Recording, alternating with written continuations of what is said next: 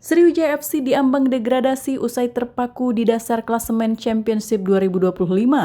Di masa jeda libur kompetisi, manajemen berencana melakukan pemusatan latihan di Palembang guna melakukan seleksi pemain baru dan mendatangkan pemain asing asal Ghana, Michael Enu.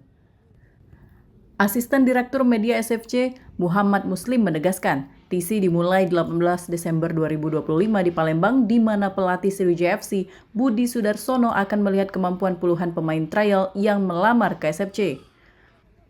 Hal ini untuk mencari pengganti 7 pemain yang hengkang. Muslim juga memastikan pemain asing berposisi bek tengah. Michael Enu juga bergabung untuk membangun chemistry lebih cepat. Yang perkiraan puluhan ya, mungkin ada pemain lokal dan juga ada pemain asing. Yang jelas dari klub Liga 1 dan Liga 2. Super, itu kalau Enu katanya udah pasti ya untuk pemain asing kita yang di pemain belakang bakal datang. Kalau untuk Enu tuh sebenarnya tidak ada masalah lagi ya. Sebenarnya pada saat putaran pertama kemarin Enu itu bisa langsung main.